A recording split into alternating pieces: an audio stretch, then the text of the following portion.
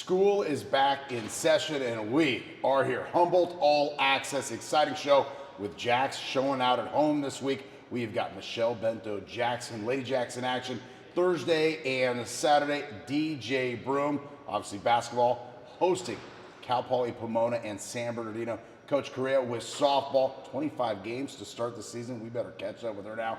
And Lennie Zalesky rounds it out. Final wrestling home match this Friday. It's Humboldt All-Axess. I'm Jebby Mathers.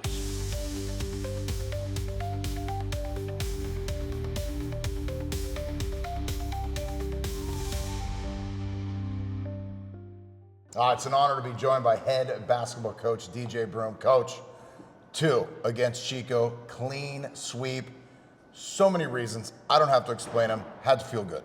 Yeah, no, never can underestimate how good it feels to beat those guys. Big wins for what we're trying to do in the conference, and like you said, obviously the rivalry that is. Yeah, it felt good after Saturday night for sure. And I love you. You keep proving my assumptions wrong because I'm going into that game. House is money. Human nature's kind of like, yeah, we already got one back there. We'll just kind of, see how this one goes. Game 68-65, hard-fought battle, and then you guys should just drop the hammer on Chico to end that game. Yeah, I thought we were really clicking on offense. Thought there was a couple of cases where you thought it was going to break open and we'd make a play or make a mistake that would keep them in the game. But yeah, down the stretch, we executed at a high level, found a play that was working pretty well, and I think we ran it 9 or 10 straight times. And the excitement and juice we got from offense turned into us getting stops and rebounds down the stretch, and the lead grew pretty quickly. Yeah, I can be the ultimate pessimist sometimes, and and I'm sitting there and I know it's 68-65, and I'm like, we're better than this team, and I'm including myself in the we, but your team is better than Chico's. What I'm getting at. Yeah, no, we feel like that, and we feel like that on most nights, and I write it on the board every game. It's about us, and it's how we're going to come out and what our intent is like, and our focus and our physicality, and we're growing as a team. I thought our bench juice, I thought the guys, how they're getting along, how they rush Brandon, doing the interview with you, those little things go a long way as we build this chemistry, and it turns into us playing pretty good basketball. Yeah, I mean, I don't know what that means, but the 20-plus years I've been doing that, I've never seen a group of guys more excited for their teammate after a game than I did after that game. That's got to mean something, knowing that these guys like each other. Yeah, no, it goes a long way. I think it plays into how well they play together on the court, having each other's back, growing as a group and a family, and I think years down the line, it ties into what our alumni base is and the brotherhood that is playing at Humboldt. So. All right, I kind of felt like, Rob was the first one to pop this year. And then Zay, then, Wayne down there in San Diego. And Brandon's really finding a nice role with the team. Shaq kind of seemed to have a big week. And obviously with the size and the skills he brings, the sky could be the limit. But he seemed to play his best this weekend and really kind of be that dominant force I'm sure a lot of people want him to be. Talk about his game, and if he can continue to grow, how much that helps the Lumberjacks. Yeah, I think it really comes down to where his mental is, and we're finding ways to get him the ball in good spots where he's comfortable. I thought the biggest thing though was just him rebounding the basketball.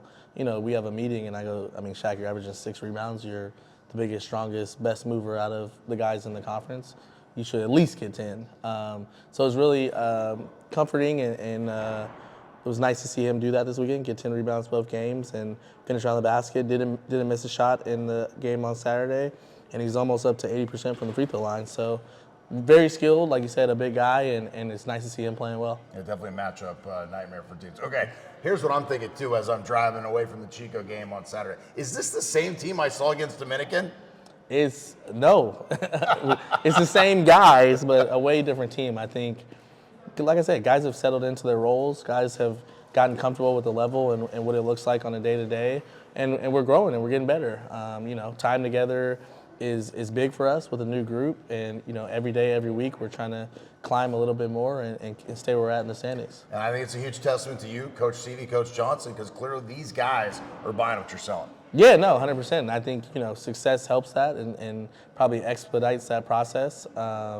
But yeah, we're in the thick of it. We have a chance every night. And I think the guys really believe that and they're confident, which is a big deal. But we got to keep getting better. Yeah, and still no nights off. You've got Coach Kamansky in town on Thursday, Pomona.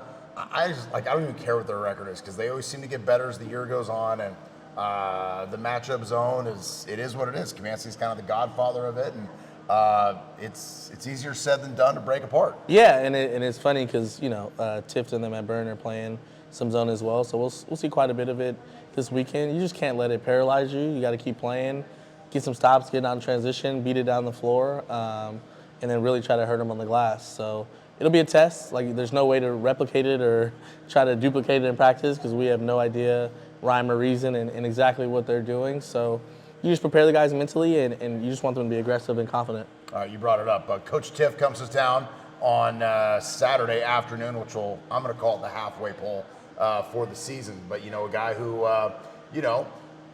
took an opportunity to leave here. And I'm sure for the Lumberjack faithful, this is going to be one. They're going to be leaning on you guys to get a W and, as maybe the scorned girlfriend to send a message. Yeah, no, I mean, I think, every game we play on the schedule, you can find something to be, a little extra motivation.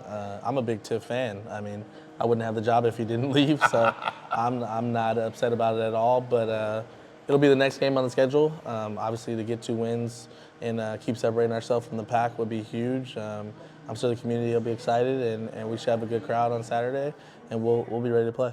What have the guys taken to so far as playing at home and the advantages that it offers? Yeah, I mean, you're shooting in the gym, you're practicing every day, you're sleeping in your own bed. I think the crowd is lively, even if it's not to 100% capacity.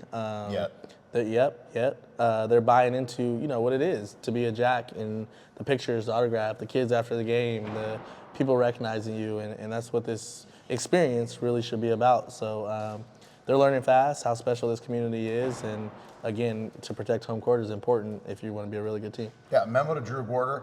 Get some Sharpies around so when the kids want their autographs, they don't have to go looking for them. Let's go. Coach Broome, always appreciate your time. Appreciate it. All right, back after these messages. Humboldt All-Axess.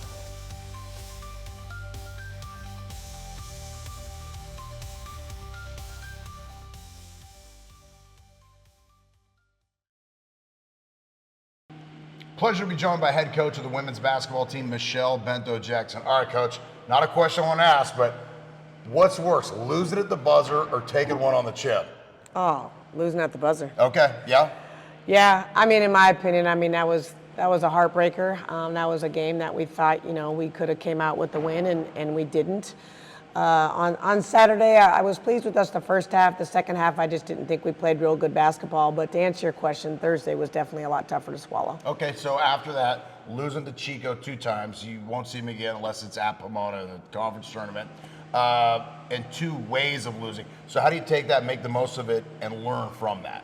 Absolutely, and that's what, we met with the team yesterday, and that's exactly what we talked about, is just kind of, we need a reset, so to speak, is what I told them, and what does a reset mean, and how do we go about that, and, it's 2 games. It's not the end of the season. It's 2 games. We have a lot of season left, but most importantly, what are we taking from these 2 games, both good and bad, and how do we move forward from here? So I think we had a good team conversation yesterday about that, and I'm looking forward to the girls coming out to practice today. Yeah, because, the way you guys have played, and everything's still right there. You're 8-2. You're going to see Pomona twice, who's the top team right now with Chico. Everything you want still right there. It's a question. I guess the question is, how do the girls on the team react? Do they want to be a team competing for a championship? Are they a team competing to get in the tournament, or who knows what? No, I think the girls' mindset is in the right place. I think, obviously the 2 games, they're bothered by that, and that's a good thing. Right. That's a good thing that they're bothered by that, and I think when I say their mind's in the right place, I think they're absolutely understanding that we need to learn from this, and I would be shocked if they didn't come out today and really practice their tails off. We had a short practice yesterday, but and that's very telling from a coach's standpoint. How do teams and how do individuals respond from these type of situations? Because those can be very telling, and I think their head's in the right place as far as how we're going to move forward. Good news is, or bad, things will get easier. Pomona obviously has got a really good team. They're going to be in here Thursday, and San Bernardino is no slouch. So you've got another tough weekend of basketball, but that's why you play it, right?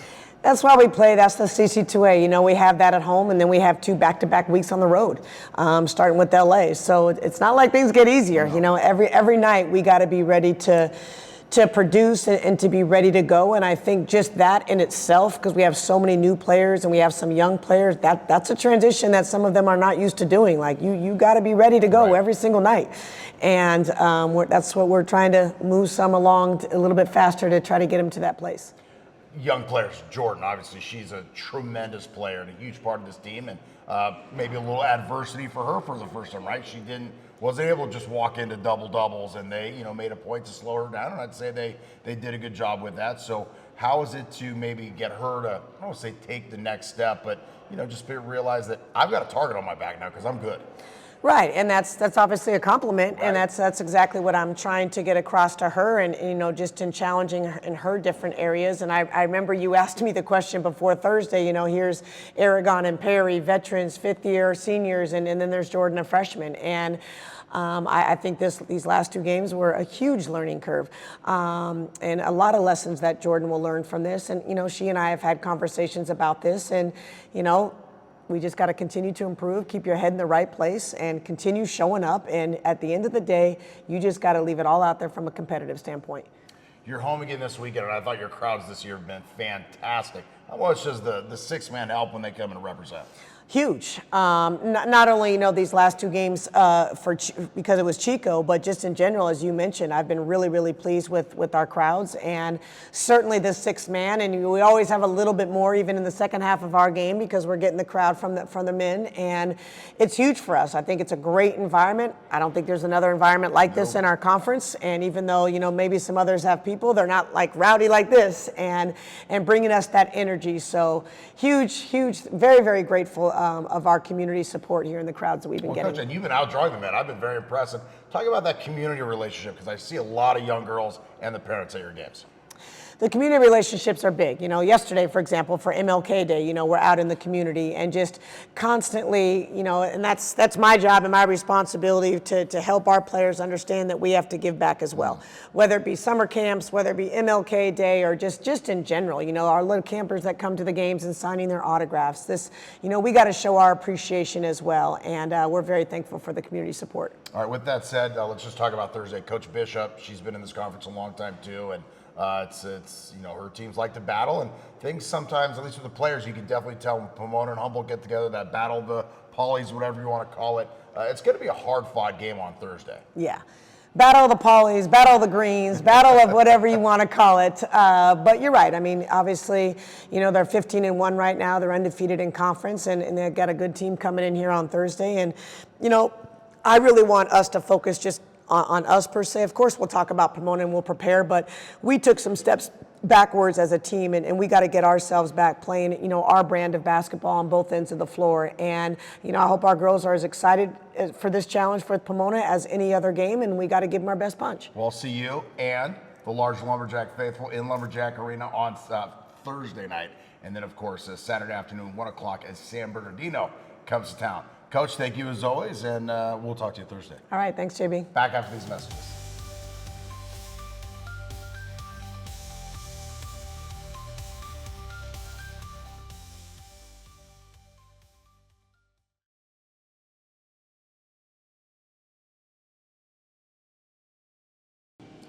Pleasure to be joined by head coach of the softball program, Megan Corriea. Coach, appreciate you stopping by. Let's rewind real quick. You had a big camp recently with some star power. Oh, we did. Stephanie was by talking about that. I was trying not to think about Italian food too much, but with that said, Absolutely. Let's just take a quick rewind and then we'll look forward. Yeah, we had a youth camp here for Humboldt County, and we had Olympian Bubba Nichols, and it was pretty awesome. And then we also had our star alumni, Brandy Harrison, who came and worked the defense for the youth softball camp. But it was great to have both of them. So, and I see it with, Coach Bento-Jackson, when you reach out and you're in the community, you got the kids associated with the programs, it really helps you girls when you go out and play. 100%. And we also had obviously our team with us as well, so they helped out with the camp. So it was really good for the players to connect with the community and the little softball players. So it was good. So they will be coming out to our game, so it was nice. And they've got time to do that because your season's about to start, which is good news for us locally here, though. 25 games until you play on campus. Yes. And that's hoping, of course, you play on campus. But with that said, Yeah. Who does your scheduling, Coach? 25 straight. Well, that's all me, but okay. yes, but we all know that it rains quite a bit here, Yes, and that's probably a good yes, and we can't get on our field until then anyway. So we're usually on the road, and that's just what we do. Well, talking to Coach Broome, you know, they had 7 straight to open the game for basketball this year to the season, which was a lot. I mean, that's like 3 weeks of being on the road with a young team. He said it was a great chance for them to bond, and you get to know who's, you know, what stinks and this, that, and the other. It probably helps the team, you know, bond a little quicker. Yeah, we'll be bonding really quick. We go to Concordia the first weekend. So we're down there in LA, and then we do a quick turnaround and leave again on Thursday, and we're back at Lake Elsinore for another tournament. And then we will, from LAX, head to Hawaii and play all 3 of the Hawaii schools. And so we're on the road for like 14 days. That's a lot of laundry. Or It's a lot of laundry. 'cause I assume you guys are limited. How many bags? How do you pack for that long of a trip? And then, I guess SoCal to Hawaii, you can. You don't have to bring too many jackets, hopefully. No, you don't. And Hawaii, right? So, but most of the time they're just wearing their uniforms. So the only thing really we have to worry about is their uniforms. And I assume when you're the head coach, you don't have to do the laundry anymore. Is that right? That's right. That's it. What tell us about the team this year? What you are? Let's start with those 25 games. I mean, is it a case of, because those are not CC2A games that we're talking not, about right right. now? You know, how much is figuring things out, letting the girls know how you do things, so you can hit the, you know, the ground running when CC2A starts. With the same token too, look, when it's Humboldt softball, you always have aspirations of beyond CC2A play. Right. So what takes place now will mean something.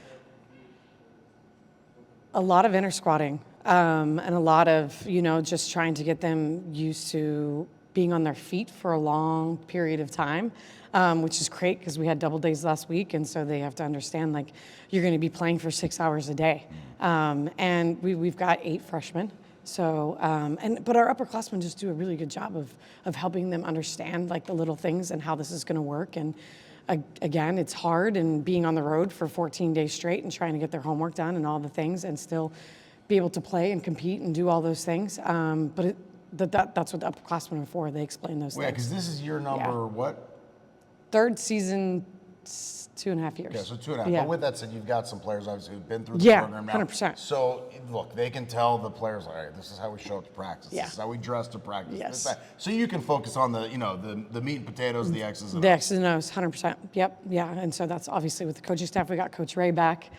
She came with a lot of coaching, being in Italy the last 20 years? Yeah, being a around long time. professional, high end. Yes. And then of course for you guys, I'm sure, are on the same page with a lot of stuff. We are. Having played for Coach G. Yeah, and especially, like, she knows we're on the road, right? We're going to be on the road for 25 games, and she knows how to do that. So it's good, and she understands the ins and outs of Humboldt. She understands the rain. She understands the field because she played on that same exact field. So she knows it hasn't changed much. So Okay, what are the goals for the team this year? to win, Okay, what does that look like? I mean, just one game at a time. That's our goal. Okay. And to get better every game. One of the things that they just are talking about constantly is just holding each other accountable. And, you know, it's good for them to, like, they were just at the women's basketball game. You know, they're playing Chico. They're both undefeated. And so we get a chance to look at that and see what that looks like and have conversations about, okay, well, how did they go and react now if they've got to go on the road? Because for us, we do the same thing. I mean, in conference, we play a 4-game series. We don't get a chance to take a few weeks off and then replay them Right. again. We've got to go back to back to back. And so having a good conversation with Coach Bento-Jackson too, like, how do we respond to this? Do we have a hangover afterwards, or do we learn how to, like, learn from it and move on? And those are things that we have to do because we do play a 4-game series. Like, we don't have time to dwell on the little things. yeah, when I'm talking to Coach, I look at the schedule. I say, is this a baseball schedule, or did I miss your playing Yeah. the back-to-backs? Real quick Yeah. before we're out of time, I don't know that much about softball, but I do know pitching is very important. How's your staff look? Pretty great. We are young, but we have a great staff. And they work incredibly hard. But that also goes along with our catchers. We've got a great catching staff who manage our pitchers very well and push them very, very hard. And so, you know, they don't allow them to, you know, you missed that spot, we're doing it again. And so they know what the expectation is and what it's going to take to win. So one day at a time. Coach, I love it. Hey, shout out to special recruiting coordinator Corey Thedford. Yes. Right? Yes. Big Thank you Thed, for that. We see you, and we'll talk about the connections throughout the West Coast later at another date. Megan Corriea joining us. We are back after these messages.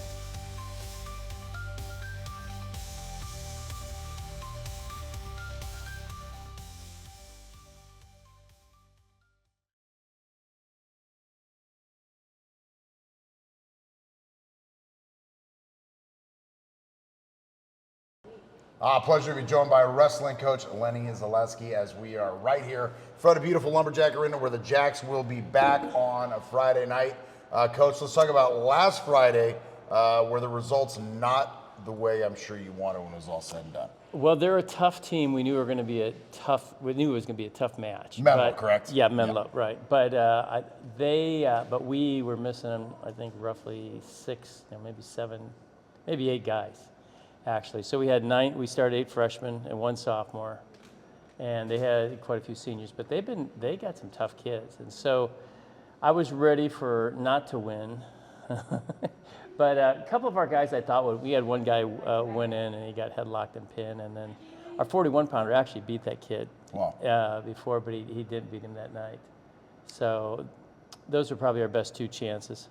What's it like? Okay, obviously wrestling, individual sport, also a team sport. Right. How hard is it, or how do you have like relief pitchers? They have to get in the mindset of, I'm waiting, and then I got to make my move. Whereas, the lightweights, it's ready to go, and I'm sure it's got to be tough when you're the heavyweight or you're the, the guys who are going to be wrestling last to not get overamped for starters, because you got to be a while before you take them. And then the same token too, if you see all your teammates lose in front of you, I hope that doesn't get contagious. It does, yeah. And once the momentum starts in either direction, it affects the teammates.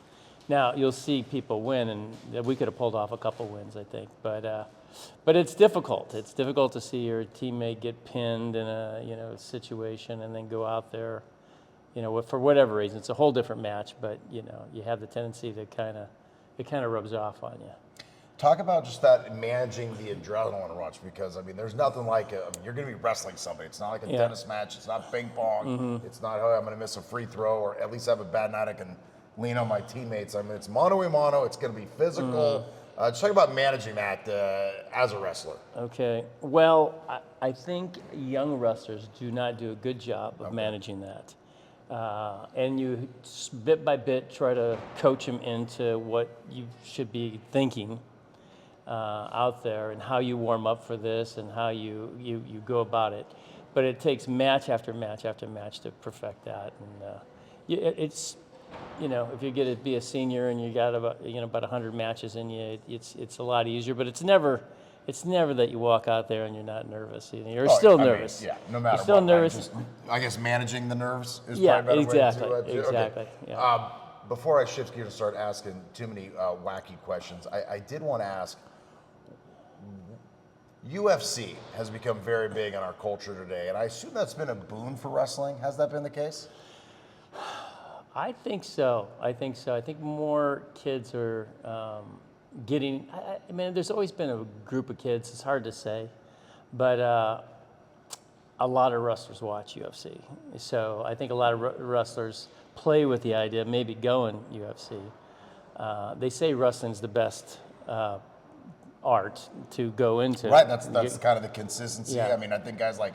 I don't follow it that closely, but like a Northern California guy, Uriah Faber, right? I think you know a little bit, right? Yeah, he was a wrestler, and then obviously had a very good career at the UFC. Right. Yeah, and there's been a host of them. What's happening, ironically, is they're putting these guys in more wrestling classes, and they're getting to be fairly good wrestlers, to be honest with you. So wrestling and jiu-jitsu, although I think they're a little bit different, but they seem to either have that type of background when they go into it. So I think there's a lot of kids getting into jiu-jitsu. I think it's a little less, it is less taxing on the cardiovascular, from what people tell me. What do you think, well, let me ask you this, and I don't know, is it, to me it makes sense to me, is it harder to learn how to wrestle than it is to box? Well, since I don't know how to box very well, I would think. There's so many moves in wrestling, though. I think you could, if you had to take a list, I think you could put 2,000 of them right here. Yeah, no, it's and just it's little extensive. angles. Boxing, I don't know so much. I don't know if it has that depth.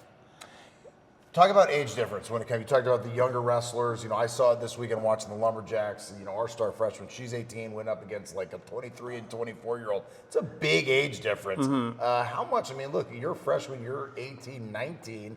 I don't care if you're the same weight class. Someone 24, 23. That's That's a lot of years and a lot of maturity. Yep. And I mean, A lot at of some point you matches. might even start getting some man strength. Well, there's definitely all of that. So the strength, the experience, and those guys, the seniors are, for the most part, they're all pretty successful too. They've had good success. So our freshmen, for the most part, they're not starting freshmen either. Right. They were for the most part second or third in the Russell-offs, and I think mentally it was a big, I don't know if you were there. Were you there? I was with the Jacks over in Chico. Okay, so they were physical looking. So it's hard, they had the beard, and all that. And so you step out there and they don't have any facial hair, their muscles a little bit bigger. Just that in itself, But, you got to hand it to Memo. They got a good team. And our freshmen, you got to hand it to them for going out there. I had to call 2 up, and they got there. One got there the night before. Both of them got there the night before. So they didn't have any practice. They just stepped out there and wrestled. Yeah, kudos to them. It's one thing to be a freshman and have a shot or 2 blocked. It's another thing to actually, be going head-to-head with someone. All right, with that said, Coach, we've blown through our time allotment. This Friday night, last chance to see the Jacks right here. Vanguard, Simon Fraser in Lumberjack Arena. Coach, as always, appreciate your time. Yep, my pleasure. Another edition of Humboldt All-Axess in the books.